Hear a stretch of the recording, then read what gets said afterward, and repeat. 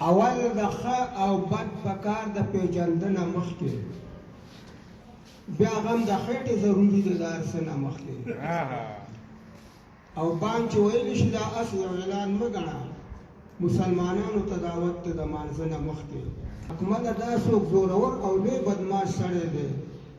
د خدای نه د بچو سوال کوي د خدای نه د واده نه مخکې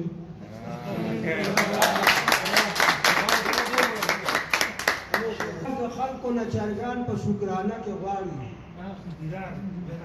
پیران که خلکو نه چرګان په شکرانه کې غواړي نو ښکلي هم مخکې وځي لوړ په یارانه پیران که خلکو نه چرګان په شکرانه کې غواړي نو ښکلي هم مخکې وځي لوړ په یارانه کې غواړي او دغه به هم څوک لیونی لکه زما غوندې وي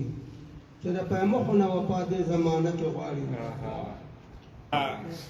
او خلکو د خولې په چالاکۍ باندې دنیا وخوړه خلکو د خولې په چالاکۍ باندې دنیا وخوړه او حکومت لا اوس هم خټکې په هندوانه کې مجمع ده شیخه دې کې ګوتې ووایه غوښې وریجې او زرده ده شیخه دې کې ګوتې ووایه زه چې دواړه ورته کینو دریم کس چرته رانشي زه چې دواړه ورته کینو دریم کس چرته رانشي دا زما ستا حصه ده شیخه دې کې ژوند لکه وجود کې چې د ساه نه بغیر نه کېږي داسې گزاره مې د جانانه بغیر نه کېږي نه بغیر نه کېږي څنګ لکه واده چې د نکاح نه بغیر نه کېږي دغسې نکاح هم د ملا نه بغیر نه کېږي اوې ملا اوې په تخته چې لمبه وای مړې اوې ملا اوې په تخته چې لمبه وای مړې واورئ په خانه یې د الوانه بغیر نه کېږي داسې ګزاره مې د جانانه بغیر ټیک ده چې اکمله شاعر نه یې شاعر ګوټې یې ټیک ده چې اکمله شاعر نه یې شاعر ګوټې خو یو مشاعر ګورستانه بغیر نه کېږي داسې ګزاره مې د جانانه ما ته ګناه ده ما په خپله مشهور که جانان ځان ته مې تریخ بل ته مې خوږ لکه انګور که جانان او اوس چې څوک یې په مخه کې چکونه وهي لکه د چرګ مې په سوچه غوړو کې سور که جانان اوس چې څوک یې په مخه کې چکونه وهي لکه د چرګ مې په ورانو غوړو کې سور که جانان بچیا خط خود راغلی د نور خیر خیریت دی بچیا خط خود راغلی د نور خیر خیریت دی ما ښه په مینه اورېدلی د نور خیر خیریت دی او زه خو اوس ښایم 5 وخته ډوډۍ خوړی شم مور زه خو اوس ښایم 5 وخته ډوډۍ خوړی شم ډاکټر دا پال راته ښودلی د نور خیر خیریت دی او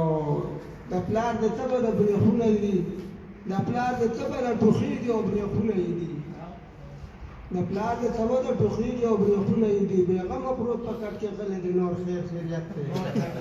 او هغه زمونږ ډانډې وایي چې تا به غره ته شاړه هغه زمونږ ډانډې وایي چې تا به غره ته شاړه د ګنګ کمر نه غړېدلې د نور خیر خیریت دی او هغه اکمل چې خندول او جړول به یې کول مشاعرونه اوس وتلي دي اکمل لیونی چې د خپلو خوږو شعرونو په وجه به یې د خلکو په مخونو خنداګانې خورولې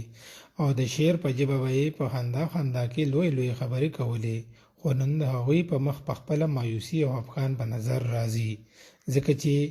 یو خوا هغه د یوې لوی بیمارۍ سره مخ دی او بل خوا یې د غربت د ژوند د تیرولو لاره نیولې ده.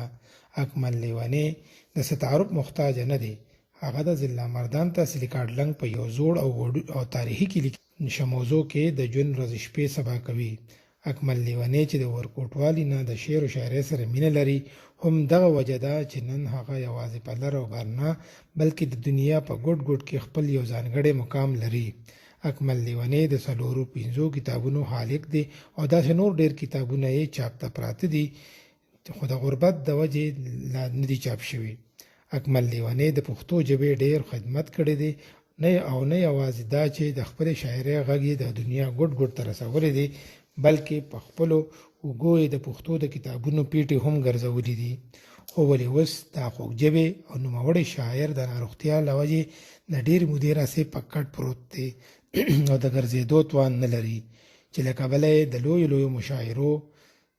میدانونه ویران پراته دي. په دې مهال موږ د نړۍ ټولو پښتنو ته غږ کوو چې د اکمل لیوني سره مالي مرسته وکړئ او خپلو دعاګانو کې هم یاد ساتئ چې الله پاک هغوی ته روغ صحت ورکړي چې یو ځل بیا د پښتو ژبې په شاعرۍ بهار راشي او د پښتنو محفلونه بیا تر و تازه شي.